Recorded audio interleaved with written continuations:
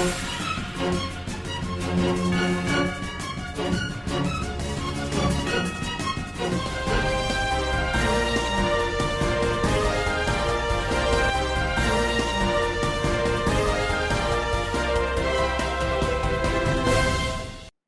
Panthers party ने NIT students को protection देने की मांग की।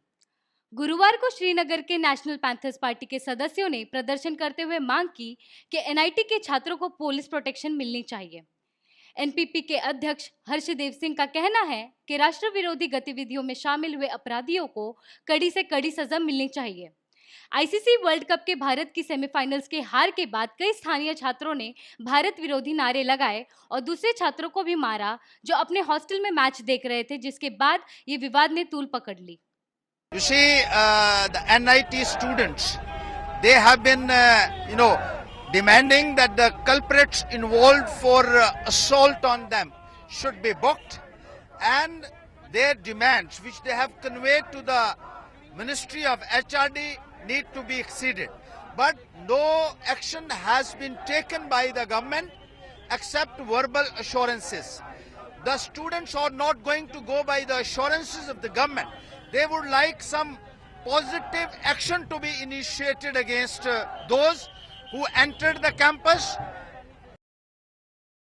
आईआईटी की फीस में बढ़ोतरी, छात्राओं ने जताई नाराजगी। बेहद प्रतिष्ठित इंजीनियरिंग कॉलेज आईआईटी में पढ़ना अब 2 गुना महंगा हो जाएगा। इसके पाठ्यक्रमों में सालाना फीस 90,000 से बढ़कर 2 लाख रुपए करने को मंजूरी मिल गई है। हालांकि ये फैसला लेते समय केंद्र सरकार ने पूरी सोशल इंजीनियरिंग दिखाई है। खास तौर पर ध्यान रखा गया है कि दलित, आदिवासियों और दिव्यांग ही नहीं, गरीब छात्रा भी यहाँ आसानी से पढ़ सके। इसलिए ऐसे सभी छात्रों को फीस पूरी तरीके से माफ होगी। मानव संसाधन विकास मंत्रालय के अधिकारियों के मुताबिक फीस बढ़ोतरी के लिए आईआईटी परिषद के प्रस्ताव को संशोधनों के साथ मंजूरी दे दी गई है। वहीं कई छात्र इस फैसले से नाखुश नजर आए। उनका कहना है कि इस फैसले के बाद फीस का सारा बोझ जनरल कास्ट के छात्राओं पर आ जाएगा। मोदी ने कहा, कोलकाता पुल का गिरना एक्ट ऑफ गॉड नहीं, एक्ट ऑफ फ्रॉड है।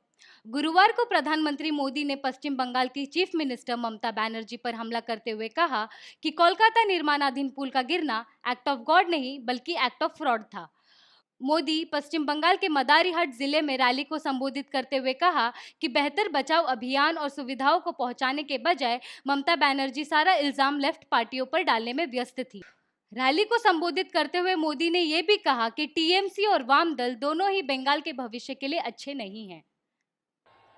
ये आपका भाग्य सुरक्षित नहीं कर सकते।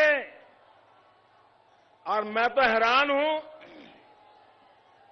एक ऐसी मुख्यमंत्री, जब भारत सरकार बड़े महत्वपूर्ण निर्णय करने के लिए मीटिंग बुलाती है, जिसमें राज्यों की भलाई के लिए चर्चा होती है, राज्य अपनी बात रख सकते हैं, ये दीदी को दिल्ली में मोदी जब से प्रधानमंत्री बने हैं मीटिंग में बुलाते हैं तो मीटिंग का बहिष्कार करती है।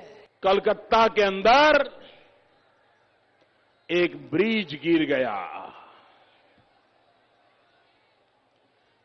अनेक लोग मर गए। मुझे बताइए, अगर कोई मरता है तो कोई मुखिया वहां पहुंचता है तो पहला काम क्या करता है?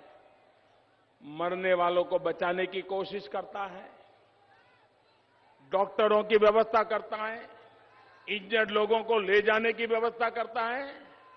दीदी ने क्या किया? वहां पहुंचते ही पहला काम, ये तो लेफ्ट वालों ने कॉन्ट्रैक्ट दिया था, अरे लेफ्ट हो राइट हो, अरे वो मर रहा है, पहले उसकी तो चिंता करो दीदी। इतना बड़ा ब्रिज टूट गया तो क्या कहते हैं ये लोग? ये कहते हैं ये तो एक्ट ऑफ गॉड है। दीदी, ये एक्ट ऑफ गॉड नहीं, ये तो एक्ट ऑफ फ्रॉड है, फ्रॉड। पूर्व सैनिक ने फाइल किया कन्हैया के खिलाफ राजद्रोह का मामला। हिमाचल प्रदेश में पूर्व सैनिकों ने सोमवार को कन्हैया कुमार के खिलाफ केस दर्ज किया है। कन्हैया ने भारतीय सेना के खिलाफ कथित अपमानजनक टिप्पणी करने के आधार पर कन्हैया के ऊपर एक आपराधिक शिकायत दर्ज कराई है। ये शिकायत धर्मशाला में कांगड़ा जिले के स्थित न्यायाधीश के साथ दर्ज किया गया है। कन्हैया कुमार पर इस शिकायत में शांति भंग करने, राजद्रोह और मानहानि जैसे आरोप लगाए गए हैं। कन्हैया कुमार ने जम्मू कश्मीर में छात्राओं को संबोधित करते हुए आपत्तिजनक टिप्पणी की थी भारतीय सेना के खिलाफ।